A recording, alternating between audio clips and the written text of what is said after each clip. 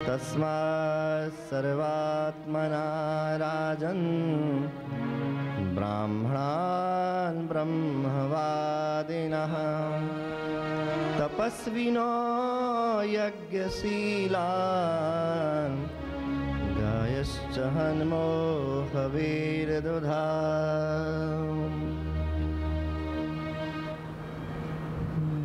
परमहंस परम वीतराग गुरुराम गुरु परम गुरु सुखदेव जी महाराज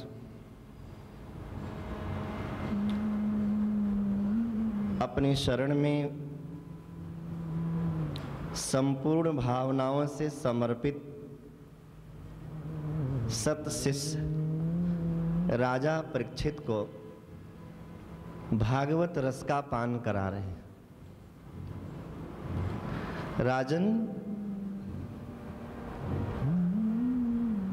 मेरे प्रभु रघुनंदन राम का चरित्र है, भी बदलता रहता है, परिवर्तन है। शादी किया है, शादी के समय जो वर और वधू का स्वरूप है, शादी के समय वर और वधू का जो स्वभाव है, शादी के समय में वर और वधू का जो चित्त का मिलन है, कुछ ही दिनों में वो भी बदल जाता है। संसार में ऐसा कोई पदार्थ नहीं है जो निरंतर एक सार बना, एक सम बना रहे और उसमें से कुछ अनुभूति, कुछ आनंद मिले। केवल ठाकुर जी हैं। दिने दिने नवम नवम, जैसे जैसे उनको सुनते जाते हैं, जैसे जैसे उनको ढूंढते जाते हैं, वैसे वैसे कुछ और ज्यादा ही पता लगता जाता है। जितनी गहराई में आप जाएंगे उतने ही आनंद में आप डूबते जाएंगे। पानी में प्रवेश करें तो घुटने तक पानी आता है, कमर तक आता है, वक्ष स्थल तक आता है, गले तक आता है, लेकिन ये भगवत रस का जल तो इतना अथाह है, इसमें डूबना पड़ता है। बिना डूबे आनंद नहीं आता है। भगवत रस में डूबने पर मनुष्य को भगवत सुख की प्राप्ति होती है। वैसे तो परमात्मा कभी भौतिक जगत में डूबने नहीं देता। जो उसके आश्रित हैं, जिसने उनकी चरणों का आश्रय लिया, वो प्रभु कभी डुबाते नहीं उसे। भागवत जी में कथा आती है कि एक बार मैया यशोदा जी ने कार्तिक पूर्णिमा के दिन वो दीपदान करती ना माताएं, जब कार्तिक का स्नान संपूर्ण होता है तो सूर्य नारायण के उदय होने से पूर्व तारों की छाया में ये विधान है कि दीपदान किया जाता है बहते हुए जल में। गंगा जी मिले, यमुना जी मिले, कुरुक्षेत्र का ब्रह्म सरोवर मिले या कोई भी बहता हुआ जल हो, तो उसका अपना विधान है। मैया ने कार्तिक मास का व्रत किया हुआ था और कार्तिक पूर्णिमा को प्रातः काल ही 108 दोने बनाए और उसमें दीप रखा गोघृत के साथ। कन्हैया को भी साथ ले गई गोद में, चलो आज मैं अपने लाला को दीपदान का दर्शन कराऊंगा। बच्चों को सत्कर्म में अवश्य हिस्सेदार बनाना चाहिए। टेलीविजन आप देखते हो तो बच्चे बगल में बैठ के देखते हैं। अच्छा चित्र भी आया, बुरा चित्र भी आया। किसी को आप गाली देते हो तो बच्चे वो सुनते रहते हैं। किसी से छल कपट करते हो, बच्चे सुनते देखते रहते हैं। वहां तो तुम बच्चों को हटाते नहीं, लेकिन सत्संग में जाना हो, किसी साधु महात्मा के पास जाना हो, भगवान शंकर के दर्शन करने जाने हो आप, तो उस समय उन बच्चों को वंचित क्यों रखते हो? क्लेश का संस्कार तो आपने डाल दिया, असभ्य वाणी का संस्कार आपने डाल दिया। छल कपट का संस्कार आपने बच्चों में डाल दिया, लेकिन भगवत भक्ति का संस्कार डालने का प्रयास नहीं किया। ये बच्चे आपके आने वाले समय के धरोहर हैं। कहते हैं पुत्र बुढ़ापे में लाठी लकड़ी का सहारा होता है। कमर झुक गई, शक्ति क्षीण हुई, ऊर्जा नष्ट हुई तो आपको आश्रय चाहिए, सहारा चाहिए। कहाँ जाना है और कहाँ जाने से हमको क्या प्राप्त होगा, ये तो सद्गुरु ही बता सकता है। हमारा निर्णय तो कुछ उचित नहीं हो सकता है, आपका निर्णय तो हमारे कल्याण के लिए है। इसलिए हम भी आपके साथ साथ चलना चाहेंगे। जब से परमात्मा गोकुल में पधारे हैं, ततारम्भनन्दस्य ब्रजः सर्व समृद्ध्यमान। आज समस्त समृद्धि ब्रज में आ गई है। जिस दिन से परमात्मा का आगमन हुआ है, आज ब्रज में कोई दीन नहीं, कोई मलिन नहीं, कोई दरिद्र नहीं है, किसी प्रकार का भेदभाव नहीं है, कोई भी समाज में अपमानित नहीं है। आज मेरे ठाकुर का आगमन हुआ है। हरेर्निवासात्मगुणैः रमा क्रीडम भो नृप। आज भगवती लक्ष्मी अम्बा ने गोकुल में डेरा डाल दिया है।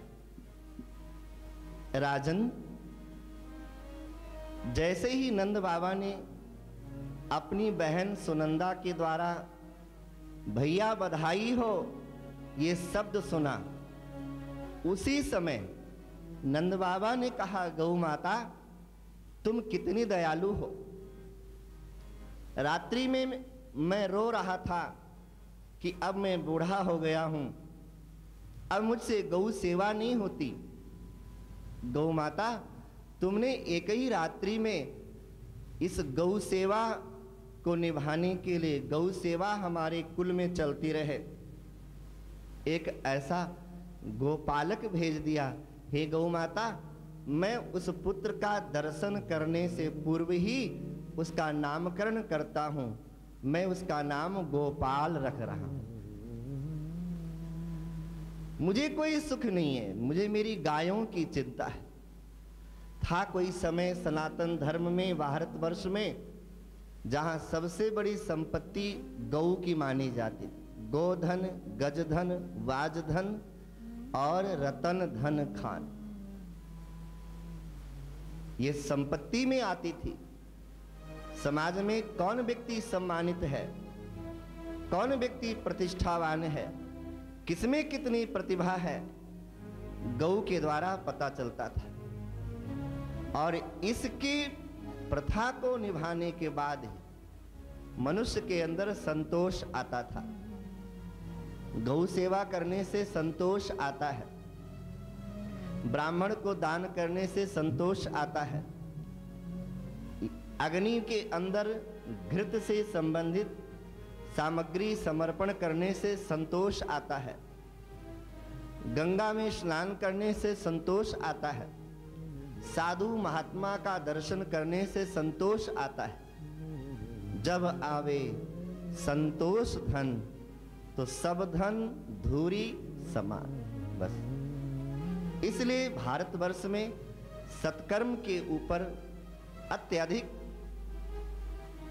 बल दिया जाता था। जब आवे संतोष धन तो सब धन धूरी समान। गौ की सेवा छोड़ दिया, कुत्ते की सेवा अपना लिया, संतोष कहाँ है? कितनी बड़ी कोठी हो फिर भी अशांत है, कितनी बड़ा परिवार हो फिर भी परेशानियां है, कितनी बड़ी इंडस्ट्री हो फिर भी बेचैनी है।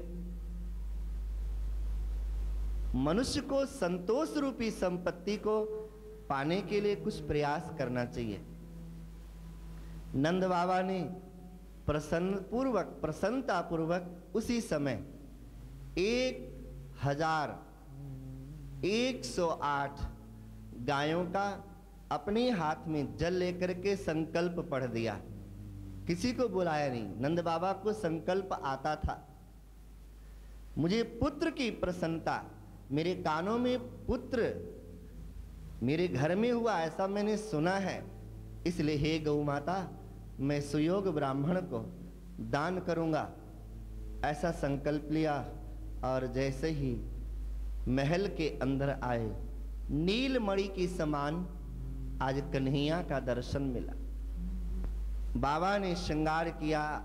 आज यशोदा मैया ने 80 वर्ष के आयु में नखशिख श्रृंगार किया है। ऐसा श्रृंगार जब यशोदा मैया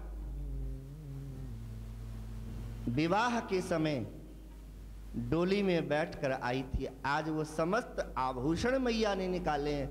आज तो ठाकुर जी का मिलन हुआ है। और मनुष्य के लिए, स्त्री के लिए, पुरुष के लिए सबसे बड़ा महत्व का दिवस सजने का तभी है जब उसे प्रभु का मिलन हो। वही तो सुहाग का प्रतीक है। नखशिख श्रृंगार किया है, चारों तरफ से मृदंग शंख घड़ियाल बज रहे हैं। बाबा ने जितना जोड़ा हुआ था कमा कमा कर सब लुटा रहे हैं। समस्त ब्रजवासी नृत्य कर रहे हैं, एक दूसरे के हाथ से लूटते हैं। लूटने के बाद में ब्रजवासी सोचते हैं ये कन्हैया नंद बाबा का ही थोड़े, ये तो हमारा भी है। तो लूटी हुई संपत्ति पुनः लुटा देते हैं। अपनी पॉकेट में, जेब में कोई रखता ही नहीं, सब लुटा रहे हैं। में हाथ लगा रहे हो, पाप लगेगा मुझे। शंकर जी कहते मैया पाप लगेगा क्या, पाप तो तेरे निकट कभी आ ही नहीं सकता। मैया तो कितनी सौभाग्यशाली। चलो बाबा धन्यवाद, ये तो आप संतों का आशीर्वाद है, कहिए आपको क्या चाहिए। महादेव ने कहा मुझे तो जिस लाला का दर्शन करके आप इतनी आत्म विभोर हो रही हैं, मैं उस लाला का दर्शन करना चाहता हूं। मैया तुझे पता नहीं है, तेरे घर में मेरे भगवान जी का आगमन हुआ है। मेरी समाधि भंग हो गई, मैं तो उनको मिलकर जाऊंगा। मैया ने कहा बाबा लगता है तुमसे भूल हो गई है। मेरे घर कोई भगवान, कोई परमात्मा नहीं आए, मेरे घर तो छोटो सो लाला भयो है। शंकर जी ने कहा हाँ हाँ वही लाला, उसी के दर्शन करा दे। मैया ने कहा अभी नहीं, अभी तो तेरा वेश ऐसा है जो तुझे भाव से मुझको भजे तो भाव से बेड़ा पार है। आपका क्या भाव है, उसी भाव में परमात्मा बंध जाया करते हैं। बाहर शंकर जी अशांत हैं और महल में कन्हैया अशांत हो गए। इतना रुदन किया है, नृत्य गीत आदि सब समाप्त हो गया, रुक गया। अब वो बूढ़ी बूढ़ी माताएं तो टोटका करती, कोई कहती इस पे मिर्च का ऐसा, कोई नमक लगाओ, कोई कुछ करो, कोई जादू हो गया, कोई टोना हो गया, कोई मंत्र पढ़ रही। ये बूढ़ी बूढ़ी माताओं को बहुत मंत्र आते हैं, बहुत। एक माता आई आज नवे शहर से, सब उपाय कर कर थक गए लेकिन सफलता नहीं मिली। रोते रोते ठाकुर के कपोले रक्त लाल हो गई, घबरा गई। नंद बाबा आए, विचार किया गया। मैया ने कहा एक बाबा आया था, आज जीवन में पहली बार मेरे द्वार से कोई साधु निराश गया है। नंद बाबा ने कहा यशोदा जी संत को तो कभी भी निराश नहीं करना चाहिए, संत में भगवंत का निवास होता है। यशोदा जी लगता है हमारे घर का एक कन्हैया इसी अपमान के कारण दुखी हो गया है। पुनः वही गोपी आई जिसने धक्के मारे थे महादेव को। बाबा नेत्र खोलो, बाबा नेत्र खोलो। शंकर जी ने जब देखा ये वही गोपी है जिसने धक्के मारकर द्वार लगाए, अब कहती है चलो अंदर, महारानी ने बुलाया है। शंकर जी ने कहा ठाकुर तेरे जग का कैसा दस्तूर है, जब इन गृहस्थ लोगों के यहाँ खुशियाँ आती हैं, सब तरफ से अनुकूल रहता है, तो साधु ब्राह्मणों को वरना इस दुनिया में रहकर मुस्कुरा सकता है कौन। बहुत मुश्किल है हंसना। कारण क्या है? कारण ये कि संसार के प्राणी, प्रत्येक मनुष्य के अंदर माया की प्रधानता अधिक है, अधिक अधिक लपटाई। जितना छोड़ने की कोशिश करता उतने लिप्त होता चला जाता है। तो माया में तो रोना ही होता है सारा संसार। आश्चर्य है गुरुदेव। सुखदेव जी ने कहा राजन इसमें क्या आश्चर्य है? परीक्षित ने कहा वो तो राक्षसी थी, पापिनी थी, पाप ही पाप उसके अंदर समाया हुआ था। सुखदेव जी कहते राजन भगवान पाप और पुण्य तो देखते ही नहीं हैं। मेरे ठाकुर तो ये देखते हैं कन्हैया इसने मुझे क्या दिया। अपने ही घर में माखन की मटकी में से माखन निकालकर सन्मुख मैया आ गई, प्रसन्न हो गई मैया। आज मेरा कन्हैया अपने हाथ से ही माखन खाने लगा है। पर कन्हैया डर गए क्योंकि आज्ञा नहीं, अनुमति नहीं ली मैया। देखो भगवान को भी कितना संकोच है। मैया पीटेगी मुझे, मारेगी मुझे। मैया से मैंने आदेश नहीं लिया। मैया मैया मुझे चोर मत समझना। देखो चोर पहले ही बोल, चोर की दाढ़ी में क्या बोलते हैं? मटका, तिनका।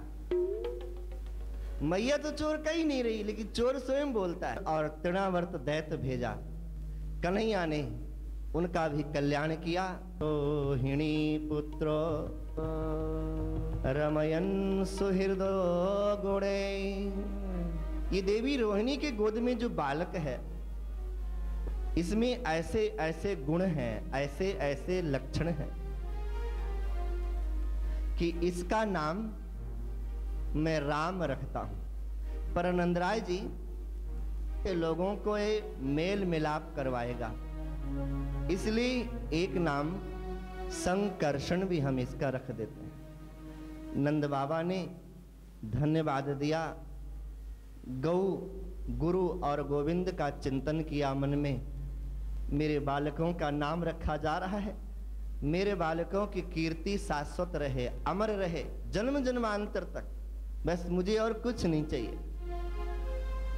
अब देखा कोई कहे गोविंदा, कोई गोपाला, मैं तो कहूँ सांवरिया बांसुरी वाला, मैं तो कहूँ सांवरिया